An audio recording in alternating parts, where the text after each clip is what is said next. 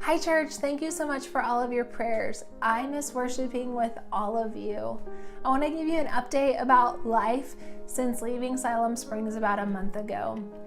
The border crossing was not at all what we had anticipated or hoped for, but God used that time to strengthen me and gave me courage throughout the whole process. He also gave us wisdom to quickly regroup and follow His plan. He reminded me that He is the one who is in control, not the border agents, not me or my plans, but ultimately He is the one who guides us and directs us. He is the one who establishes our steps. And He did that as He changed our plan and itinerary and allowed us to cross smoothly and quickly directly into Quebec. I know that is a result of your prayer support, and I am so thankful for the power of prayer. The best part is that as soon as the border agent gave us our passports and allowed us to cross, we went in quickly without looking back. We were so relieved to be in Canada and were amused because we crossed at the tiniest little border station into backroad country Canada. Of course, that's how God works. It looked and felt like we were back in Arkansas. We arrived on time into Montreal and I began French lessons. My mind is full of random vocabulary and action words, and I am looking forward to the day when all of this is not a jumbled mess in my head, but comes out in coherent phrases and sentences, and when I can understand when someone speaks to me. Learning a new language is very difficult and very humbling. Even though at times it seems very overwhelming, I remember an encouraging conversation I had at church a couple weeks ago. A man who came here several years ago to learn French gave me lots of advice.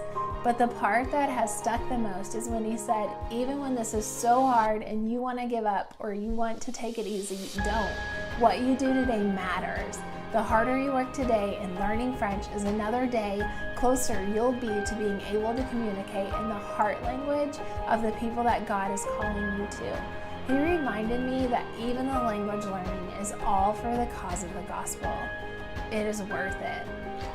This past month has also been a season of solitude. I have had lots of time to reflect on where I am now.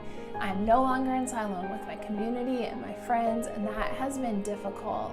My identity and purposes from before have been changing. I am thankful for this time to really see who I am in Christ and to get my bearings in a quiet place with the support of the church and believers here before heading overseas. I am beginning to find community through the church here and also through Bible study fellowship. The Lord has graciously allowed me to get involved in studying Romans with a Bible study in the city and providing a diverse group of women that I will have the privilege of serving as their group leader. It has been neat to see how He has orchestrated all of the details from finding this group and being asked to join their leadership team as their class is expanding. Again, I cannot thank you enough for your prayer support. Please pray that I continue to hear and follow God's voice clearly. I ask that you also pray for the language learning. Pray that I can put pride aside and focus on learning as much language as possible and as quickly as I can with great retention. Please also pray for my community to grow and for me to quickly connect with the people the Lord puts in my life here. Pray that I will also be able to connect with people who do not yet know Jesus and for me to be able to share God's love with them. Also, pray for me to continue to desire time in God's presence and to use this time of loneliness and solitude to solidify my foundation and reliance on the Lord and to allow Him to use this time as preparation for the future.